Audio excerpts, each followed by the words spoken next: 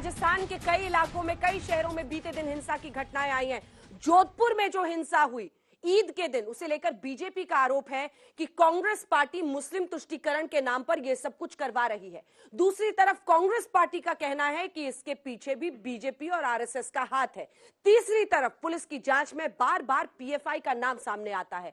तो आखिर अलग अलग शहरों में अगर हिंसा में पीएफआई का नाम आता है तो फिर क्यों नहीं सरकार पीएफआई को बैन करती है? आपस में पॉलिटिकल वॉलीबॉल खेलते हैं और पुलिस कहती है पीएफआई करा रहा है, लेकिन दोनों में से कोई बैन करने की प्रक्रिया की शुरुआत नहीं करता है। इसी पर करेंगे चर्चा। तालियों के साथ यहाँ पर युवाओं का स्वागत, जो आज सवाल दागेंगे।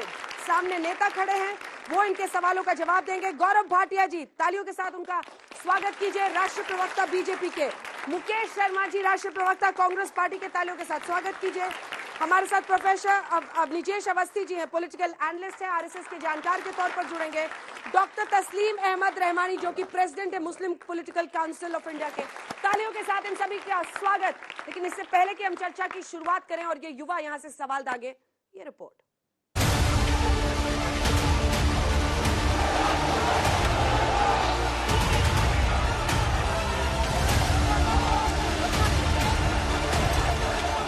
इस लो इंटेंसिटी वायलेंस का मास्टरमाइंड पीएफआई को माना जा रहा है। पिछले कुछ दिनों में हुई हिंसा को देखिए। करौली में धार्मिक जुलूस निकालने के बाद हिंसा, जोधपुर में झंडा विवाद पर हिंसा, भीलवाड़ा में युवकों पर हमले के बाद तनाव। इन सब में हिंसा का पैटर्न एक जैसा है। हल्की सी बात पर विवाद और फिर पत्थरबाजी, आगजनी और हिंसा। बिल्कुल 100% पीएफआई के साथ में इसके तार जुड़े हैं। देखिए, जिस तरह से ये घटनाएं हुई है, करौली में भी हम सब ने देखा था कि किस सुनियोजित तरीके से पत्थर छतों पर रखे गए थे, और यहाँ भी जिस तरह से ऐसे पत्थर के जिससे चोट लगेगी तो निश्चित रूप से जो है इतने तीखे पत्थर के उससे जो है घाव होना लाजमी है। यहाँ एक बात और गौर करने वाली है कि पूरे देश में धार्मिक मुद्दे पर हिंसा का अलर्ट है। मतलब अंदर ही अंदर कुछ ऐसा जरूर चल रहा है जिसकी जानकारी देश की जांच एजेंसियों को भी है और वो सतर्क भी है। लेकिन देखते ही देखते भारी भीड़ जमा हो जाती है और फिर दंगे शुरू हो जाते हैं। यहाँ राजस्थान के पूर्व गृह मंत्री गुलाब चंद कटारिया को बहुत ध्यान से सुनना चाहिए। बुलडोजर उन पर चलना चाहिए जो बुलडोजर के नीचे आने लायक जी। आने लायक वो लोग हैं जो एक तरह से देश को तोड़ने का प्रयास करते हैं, धार्मिक विद्वेष फैलाते हैं जी।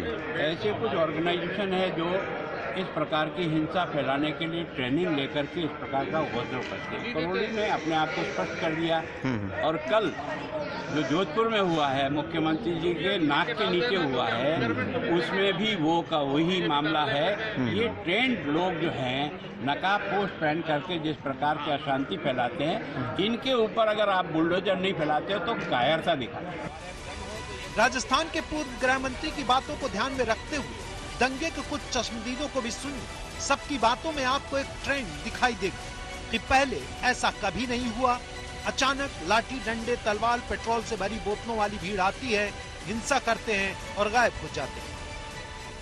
वहाँ से कम 100 से 150 आदमी आए थे।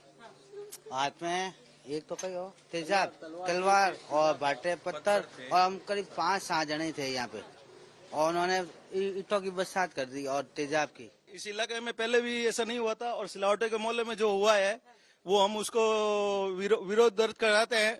और ये जो है ये सिलावटों के मोहल्ले के बंदे नहीं थे, ये बाहर के आए हुए जो है बुलाए हुए करीब 200-250 बंदे थे।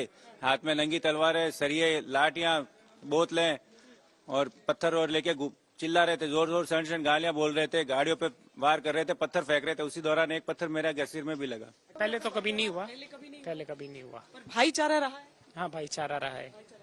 अभी तक तो हमने देखा नहीं ऐसा कभी। बड़ा शांति थी यहाँ पर, पहली बार इतना जबरदस्त हुआ है और सोची समझी साजिश है। कम से कम 100-150 लोग एक साथ में आए थे और सबके पास हथियार थे। और ये पूरा जो एरिया देख रहे हो ना आप, ये पूरा व्यवसायी एरिया ही है। हो सकता है लूट भी हो सकती है, जान और माल दोनों का डर था। लेकिन जब जांच शुरू होती है तो कुछ घंटे की प्रभावी हिंसा में गुरुवार शाम 5 बजे तक 19 एफआईआर दर्ज होती हैं और 211 लोग अरेस्ट होते हैं। मतलब जब ऊपर से हिंसा मामूली लगती है तो अंदर उसके तार उलझे हुए होते हैं।